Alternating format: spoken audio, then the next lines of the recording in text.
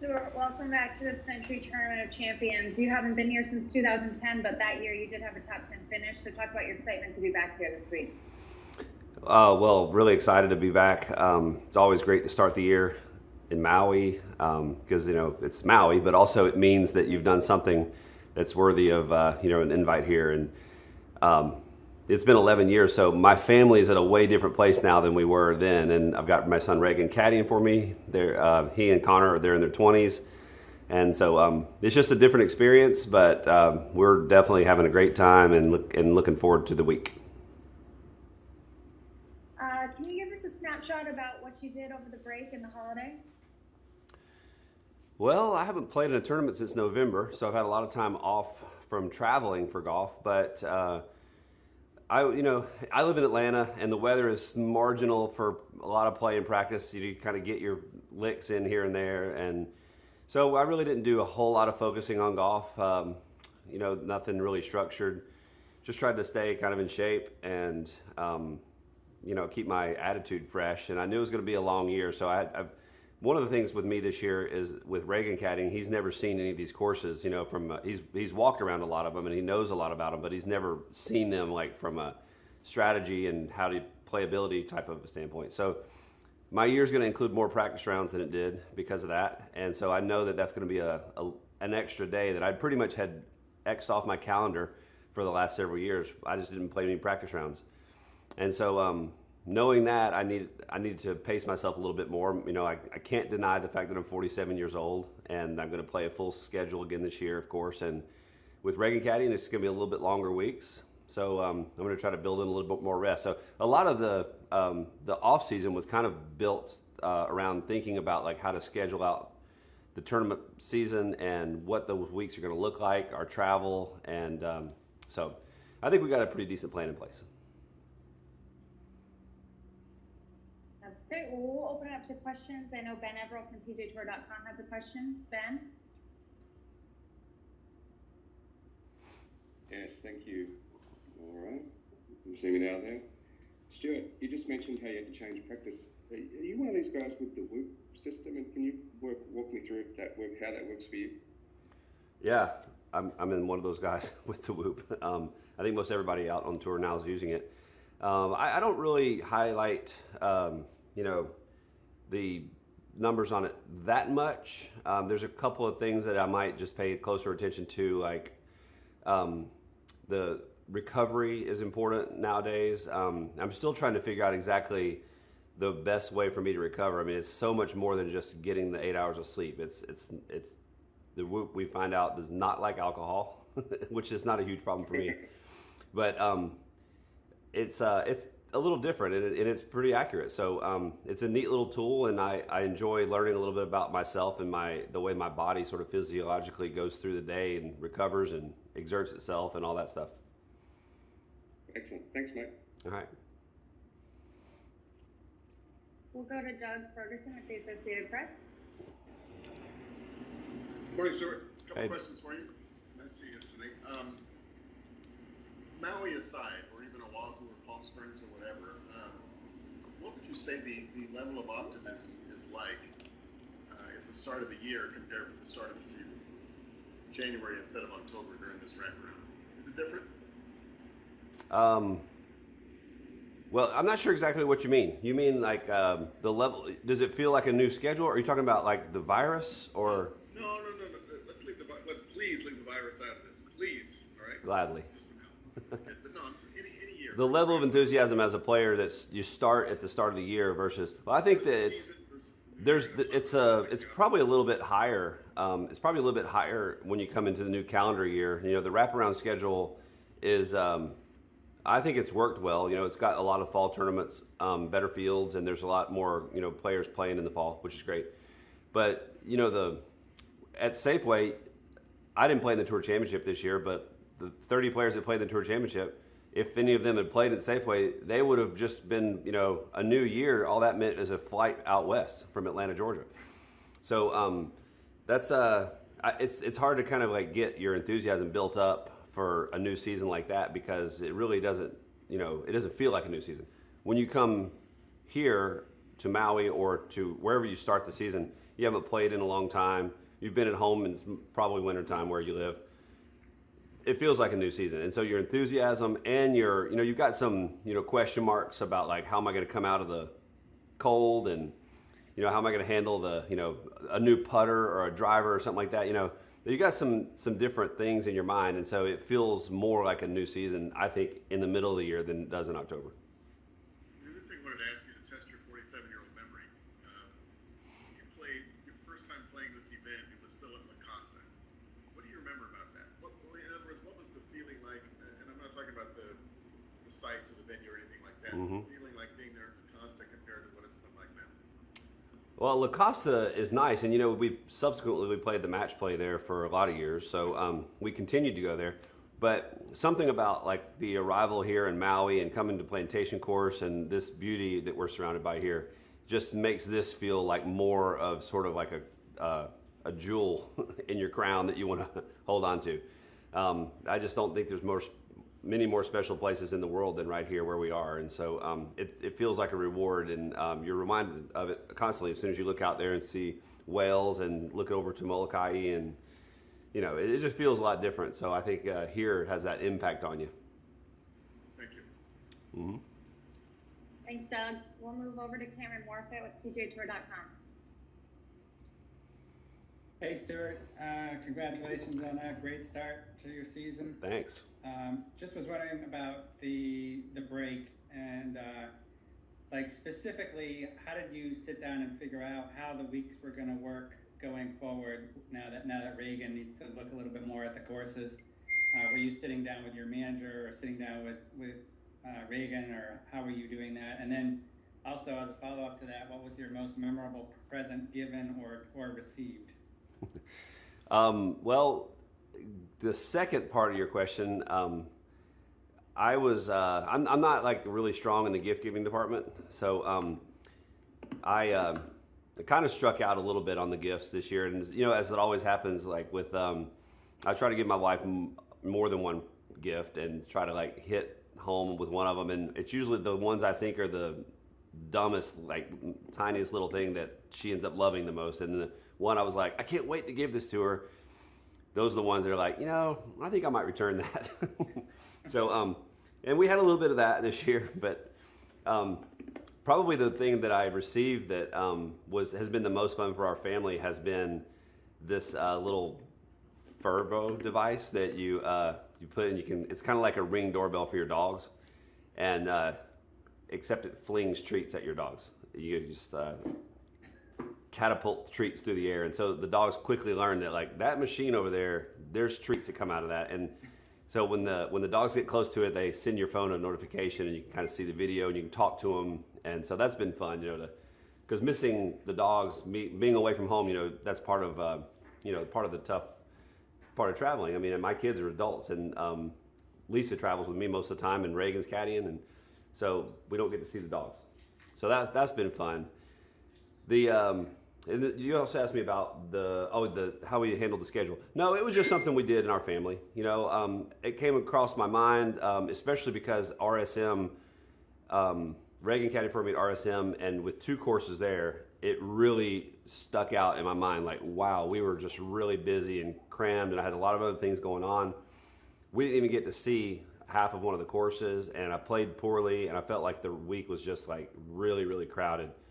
And so it just really highlighted to me that I needed to plan for this stuff in advance. And so playing the tournaments that have more than one course this year are going to be, really challenging. And I think of Pebble with 3 courses.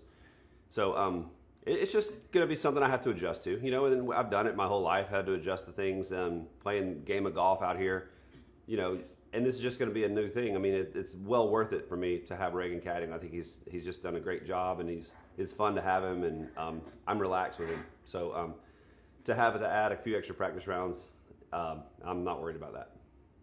How many dogs do you have, and was the gift made out to them? Was the card made out to the dogs, or?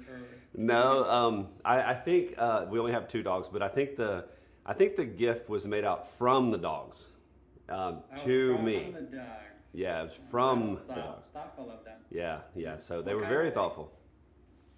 What kind are they? One's a Quaker Hond that almost nobody's ever heard of. It's a kind of like a King Charles Cavalier, but with a pointy snout, and she's about 20 pounds. And then the other dog's a Vizsla, which more people have heard of, Hungarian Pointer. He's about like a 60-pound dog, and they're both old. They're both 14, 14 and 13, and so we're living on borrowed time, so to speak, with our dogs. So it's good to get to see them, like run around and sniff the furbo and maybe fling a treat here and there. Cool. Thank you. Thanks, Cameron. Dave Shedlowski with Golf Digest. Hi, Stewart. Happy New Year. Hey, Shed. Hey, distance was a kind of a big subject last year, especially what Bryson did and so forth. Do you think about trying to find a few more yards, or are you too far along in your career to worry about it? No, I think as long as you're playing golf, you're trying to find distance. And I don't care if you're playing on the PGA Tour or if you're a 25 handicapper. Everybody wants to hit a little bit further. And no, I did make some changes back in last year too. And I don't know if it was really because of Bryson necessarily. I mean, I've been watching guys hit it farther and farther my whole career. But I made some changes in my swing and my equipment that enabled me to pick up some distance back right before Safeway. And it gave me just that little extra boost of confidence and maybe, statistically a little bit more of an advantage that it just kind of tells you how razor thin the edge is between, like sort of languishing around where I was and then boom, you pop up and win. And so, no, I mean, everybody's wanting to hit it farther. I mean, the stats you can almost look at any stat and it just tells you that the root factor of that stat is driving distance. The farther you hit it, the easier golf is on almost every stat. And so you can add 5 yards, you're going to just improve your strokes gained. And so why wouldn't you? Why wouldn't you? Yeah. So and it takes 47 years old. I'm not young like some of these players, but I've never had a problem with speed, and I have enough speed, but I wasn't very efficient until we made some changes, and I got my attack a little bit more efficient with my driver, and I picked up about 15 yards carry, and that was just by making a little change, and then I got to dial in my equipment from there, and it added another probably like 5 yards of carry. So 20 yards of carry at 47 years old is it was pretty impactful for me. Very good. Thanks very much. Good luck this week. Thank you. Rob Polius with the Maui News. Hey, hi, Stewart.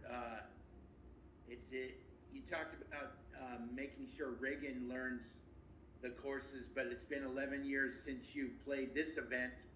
I'm not sure you've been here in between, but if I may, is there been a little bit of relearning this course? There were $10 million worth of refinements done last year. What are your impressions after maybe being out there a little bit this week, and what you remembered from 2010? Oh, that's a good question. And I do remember a lot. I mean, I retain a lot of what I learn about the courses when I play them. So it's been 11 years, but I still have a lot of memories here. And I think you'll have to go back and check the facts, but I believe this course got renovated after I was here last time, and it got renovated again like last year. So there was about 9 or 10 years of golf course that I never saw, period. Okay. So one thing I noticed yesterday when I played here for the first time since then was that the greens don't have quite as much slope as they did, and they've been regrassed, obviously. So it's still pretty grainy. It's still, the green speeds aren't typical for the PGA Tour because of the wind they get here, but the slopes in some of the areas are just not as severe as they used to be. And so that's one of the first things I noticed. I was telling Reagan as we got to greens, like, you can't be above this hole. And then we'd get up there and you can certainly be above this hole because it's not as steep.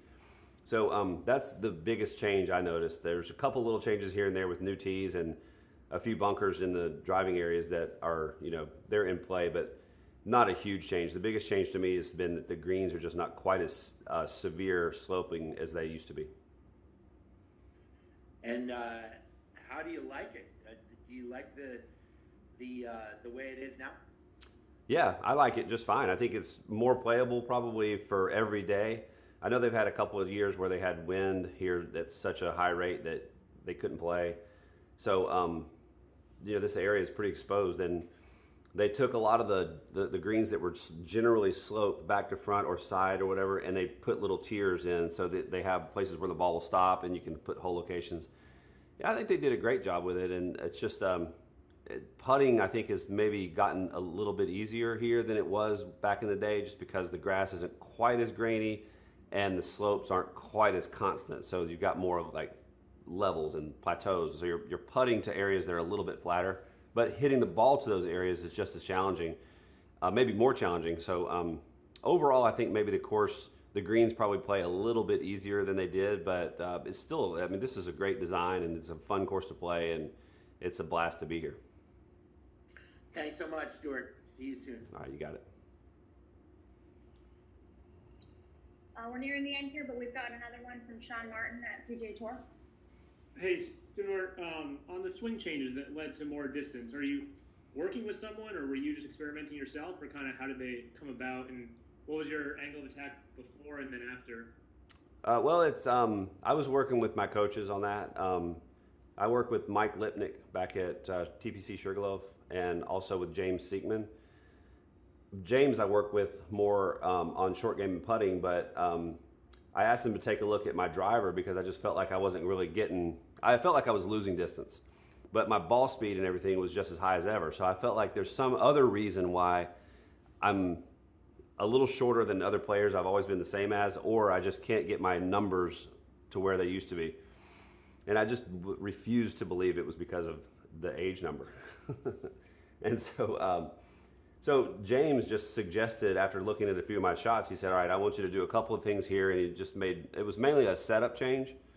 And I wasn't trying to change my attack angle, but the setup change and the way I was using the bigger muscles in my body on my backswing, I kind of accessed more of the power from stronger areas of my body. And those two changes just resulted in a lot more ball speed and a lot better attack angle. So my attack angle went from about, say, like -2 up to about +2, which is kind of a big deal, in driving these days. So it wasn't what I was trying to go for. It was just sort of a result of making a change that got a little bit more strength from, a better power reserve in my frame. And the result was I could hit it higher and faster, and I could take a little bit loft off my driver, which means you get more of a direct blow instead of a glancing blow. And the result was just like a better, more efficient, higher and farther carry. And it's been, driving has been nice. Yeah. And then you mentioned, even 5 yards impacting your strokes gained. How has strokes gained impacted the way players play the game, the way players look at the game and what they do? Everybody's a little bit different, but I think that almost every player now looks at strokes gained statistics and tries to understand, like, how does that apply to me? And where am I losing strokes? Like, compared to, if you compare yourself to a set of players, and the great thing to do is to really compare yourself to a set of players who are the same driving distance as you. And then you can tell, like, okay, well, I know Dustin Johnson's a lot longer than me, and he's the #1 player in the world, but I can't just go and do everything he does, because that driving distance thing makes everything else, irrelevant. So you look at players that are very similar to you in driving distance, and you can kind of start to understand, like, why did that guy have a great year, and why did that guy not, and why did I fit somewhere in between? And you can start to understand what you need to do. Like, do I need to make more bogeys or make more birdies? Do I need to make less bogeys? Am I like playing the par fives too aggressively, or it's false to think that the players out here just go for broke on every shot and straight at the flags. It's just statistically, and it's not realistic. I've heard so many players say the best players, all they do is just attack flags and say to heck with it, and if they make bogeys and miss cuts, they don't care. But it's just not true. It's not. So you have to learn, like, where to pick your spots, and the stats can tell you that stuff if you know where to look and if you're disciplined about, like, throwing out the noise. There's a lot of noise too, but you find out what's relevant to you, and you can really make a big change in the way you play. And your decision making, and it can add up to a few shots lower every week, and that can be a really big deal. Cool. Thank you very much. You got it. Stewart, we've got one last question for you before we wrap up from Doug Ferguson. All right, sure. Who's about to probably bungle his way through this question, not knowing how to ask it, Stuart. And I was kind of curious about when you came out on tour, which I think was '97, was probably your first full year, and you probably only knew really people you'd come through junior golf and college with, etc. And over the years, you meet new people every year on tour. Has that dynamic changed as you've gotten older? And in other words, as you're now, approaching your 23rd year or so, do you find yourself seeking out some of the, 21-year-olds that you would have no idea who they are? Yeah, I do. And like yesterday, for instance, I played a practice round with Sung Jae, and he lives in my neighborhood, and it's the first time I ever played with him. He just bought a house in our neighborhood, so we know each other. We see each other practicing all the time, but we never played golf together until yesterday. So he's younger than my youngest son by almost exactly a year. We determined yesterday. So but I remember when I first started out here, my first couple of tournaments, I looked for Curtis Strange and Paul Azinger and Tom Lehman, and I wanted to sit down at lunch with those guys and figure out what makes them established champions on the PGA Tour and what they're doing and how they handle the traveling life with families and all that stuff. I had a family already when I started. And then, so 24 years later, I am also looking to try to learn a little bit about, not necessarily how to live the traveling life from Sung Jae, because we're vastly different from that now. And I've kind of already figured that part out as best I'm going to. But I'd look at the golf part of it. I look at what the younger players do and what makes them good. Like Sung Jae is a great example. I mean, gosh, the guy's like a machine. I mean, it really is like he's not a human being when he hits the ball. He's just so consistent, and his strike is so pure every time. And he's a master at ball striking. And so, but now the tables are turned where I don't look for older guys. I'm now kind of looking at the younger players, and I'm just constantly trying to learn something from either age group. And the one thing that's changed, though, since you asked me about the change, is that now with the teams out here, everybody's got the team, and you got the short game coach, the swing coach, the sports psychologist. I have all that too. It just it seems like there's a little bit less time for social interaction. So the players that are younger kind of have their groups that they know that they came up with, and I'm one of very few players my age still playing. I'm just going to hang out with Brian Gay, I think, the rest of this year. But it's a little. I feel a little bit more alone out here than I did, and I think that's one of the reasons that I love having Reagan caddying for me, is because I have Reagan. He's my son, and we have just a tremendously close relationship already. So that I think that it's a great time of my life to have Reagan caddying for me, because it's me and a bunch of young kids, and they don't want to interact too much with me because they're like, you're an old dude. Do you remember the first time in your career that a younger player sought you out the way you used to, Curtis and Paul? And was it flattering at all? It is flattering when it happens, but to be honest, it hasn't happened that much. Very few times. And I in fact, I can't even remember. Peter Malnati, I remember, asked me a bunch of questions. I mean, he's kind of an inquisitive dude, and he's a friend. But really, it hasn't happened that much. I mean, I don't know. I just think more players kind of have the thing figured out when they come out here now, and they don't really need to learn the ropes. And for a lot of that's true. I mean, players are ready when they come to the PGA Tour nowadays because they've played a lot, and they've got a lot more experience under their belt than they did when I started, and so they don't need to ask the washed-up players for advice on anything. Thank you. All right. We appreciate your time, Stewart. Good luck this week. Okay.